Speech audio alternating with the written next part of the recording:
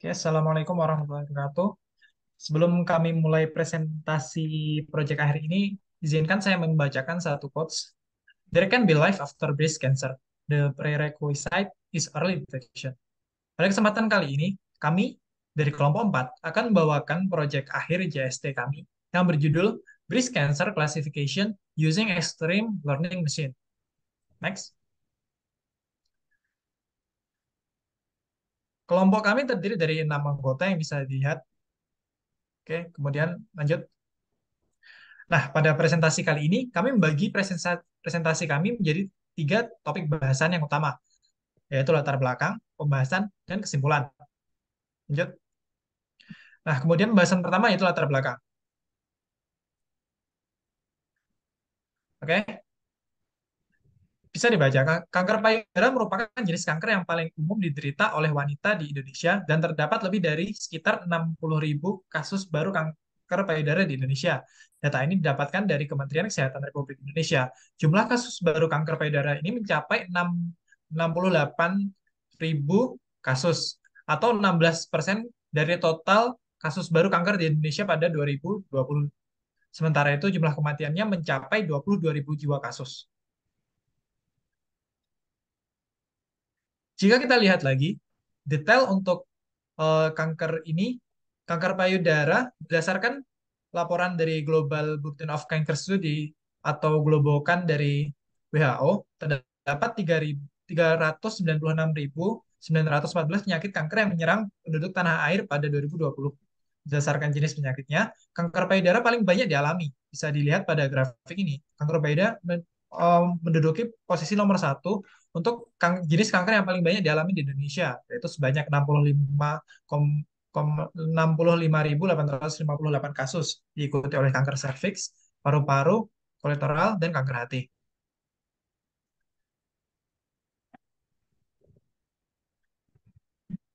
Elvida Sariwati, dari Direktur Pencegahan dan Pengendalian Penyakit Tidak Menular, mengatakan bahwa 70% dari kanker payudara dideteksi sudah di tahap lanjut. Kalau kita bisa mendeteksi di tahap awal, mungkin kematiannya bisa kita tanggulangi. Hal ini menyatakan bahwa pentingnya deteksi dini pada kanker payudara. Selain angka kematian yang cukup tinggi, penanganan pasien kanker payudara yang terlambat menyebabkan beban pembiayaan yang kian membengkak. Karena deteksi sudah di ujung, sehingga pembiayaan yang dikeluarkan semakin besar. Begitu kata Elvida Sariwati di kesempatan lain. Selanjutnya, kenapa kanker payudara ini perlu deteksi secara dini? Jadi tujuannya adalah mengidentifikasi kelainan payudara secepat mungkin. Karena jika kanker payudara ditemukan lebih awal, akan lebih banyak pilihan perawatan. Lalu mengapa? Karena kanker payudara yang ditemukan dengan gejala cenderung lebih sulit disembuhkan ketimbang kanker payudara yang didiagnosis setelah pemeriksaan dini. Lalu bagaimana cara deteksi dini? Ada beberapa alat teknologi yang digunakan, yaitu ada mamografi digital, ultrasonografi, dan MRI. Lalu setelah deteksi dini, kita bisa menggunakan klasifikasi ALM untuk berdasarkan data yang didapatkan. Lalu selanjutnya ada Extreme Learning Machine. Jadi Extreme Learning Machine atau ELM adalah algoritma pembelajaran mesin untuk single hidden layer feed-forward neural network. Dalam ELM, bobot lapisan input hidden ditetapkan secara acak dan tidak diubah selama proses pembelajaran. Lalu kelebihan ELM ini adalah kecepatan pelatihan yang jauh lebih cepat dan tidak mengorbankan kinerja, dan sering menunjukkan kemampuan generalisasi yang baik. Jadi, ELM ini juga sering diterapkan di beragam tugas klasifikasi, mulai dari pengenalan gambar hingga analisis biomedis. Lalu kenapa kita memakai ELM untuk klasifikasi kanker payudara? Jadi, dataset kanker payudara ini memiliki banyak dimensi dan sangat kompleks. Dengan ELM, kita dapat mengolah data dengan lebih mudah tanpa perlu menyetel parameter. Hal ini dikarenakan ILM menggunakan bobot dan bias acak pada hidden layer-nya pada tahap awal. Bobot dan bias acak ini kemudian ditetapkan sebelum proses training dimulai. Lalu selanjutnya ada pembahasan. Oke, selanjutnya saya akan menjelaskan tentang topik pembahasan. Pada pembahasan kami akan menjelaskan tentang bagaimana cara kita mengolah data, kemudian membuat model, dan melakukan training dan testing model. Yang pertama adalah persiapan dataset. Yang pertama kita menghapus kolom yang tidak digunakan, yaitu kolom ID dihapus karena tidak membantu dalam membuat prediksi klasifikasi kanker. Kemudian kita juga menghilangkan kolom unamed 32 yang kemungkinan hanya berisi nilai none. Kemudian yang kedua, kita mengubah label. Berikutnya adalah mengubah label diagnosis dari bentuk kategorikal menjadi numerik. 0 untuk M atau malignan, dan 1 untuk B, untuk benign. Hal ini penting karena algoritma pembelajaran mesin bekerja dengan angka, bukan teks. Kemudian kita mencari missing value, kita melakukan pemeriksaan pada dataset apakah terdapat nilai yang hilang atau missing value pada dataset. Kemudian jika ada nilai yang hilang, kita memutuskan strategi untuk menangani data yang hilang, seperti menghapus baris atau mengganti nilai-nilai yang hilang. Bisa di next. Kemudian analisis data eksploratif. Analisis eksploratif, kita menggunakan diagram pie untuk menampilkan proporsi diagnosis kanker jinak, benang, dan kanker ganas. Pada diagram pie bisa terlihat bahwa terdapat 37,3% dan 62,7% kanker ganas. Kemudian analisis distribusi fitur. Analisis distribusi individual dari fitur-fitur ini bisa membantu dalam mengenali ciri-ciri yang menentukan apakah tumor itu termasuk jinak atau ganas. Kemudian ada visualisasi korelasi fitur, ada heatmap korelasi. Dengan heatmap ini kita dapat dengan mudah melihat fitur yang memiliki korelasi tinggi yang bisa menyebabkan masalah kolinearitas. Kemudian ada scatter plot fitur korelasi. Dengan scatter plot ini memungkinkan kita untuk memvisualisasikan hubungan antara fitur dan berpotensi mengidentifikasi fitur-fitur yang dapat membedakan antara diagnosis ganas dan jinak. Next. Kemudian ada implementasi ELM, ada fitur normalisasi dan split data. Kita perlu membagi dataset menjadi set pelatihan dan pengujian serta melakukan normalisasi terhadap fitur-fitur untuk memastikan bahwa semua fitur berada dalam skala yang sama. Kemudian ada pelatihan ILM. Implementasi ILM dimulai dengan mendefinisikan jumlah neuron tersembunyi yang akan digunakan dalam pembelajaran dan menandai waktu yang diambil untuk melatih model. Kemudian ada output. Menurut output, ILM memakan waktu hanya 17,11 milidetik untuk berlatih, yang mana sangat cepat dibandingkan dengan algoritma pembelajaran mesin tradisional, menandai salah satu manfaat utama dalam menggunakan ILM. Next. Kemudian ada evaluasi model. Evaluasi memastikan bahwa model tidak hanya mampu menyesuaikan diri dengan data yang dihadapinya selama pelatihan, tetapi juga mampu memprediksi data baru yang belum pernah dilihat sebelumnya dengan akurat. Kemudian ada interpretasi akurasi. Presentasi akurasi tinggi pada data pelatihan mengimplikasikan bahwa algoritma telah mempelajari data tersebut dengan efektif. Sementara itu, akurasi yang mendekati angka pelatihan pada set pengujian menunjukkan bahwa tidak ada overfitting yang signifikan. Artinya, model dapat memperkirakan dengan tepat pada data yang belum pernah dilihat.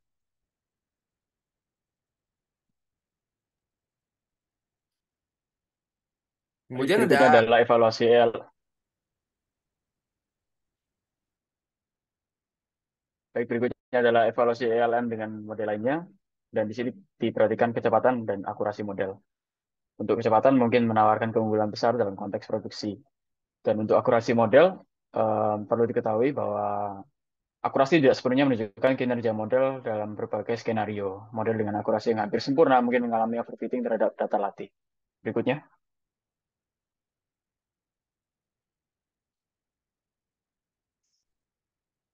Kesimpulan dari makalah ini adalah bahwa penerapan ILM dalam deteksi dini kanker payudara menjanjikan hasil yang positif, mempercepat proses diagnostik dan meningkatkan akurasi. Next. Berikut akan kami sampaikan untuk Google Colab yang kami kerjakan.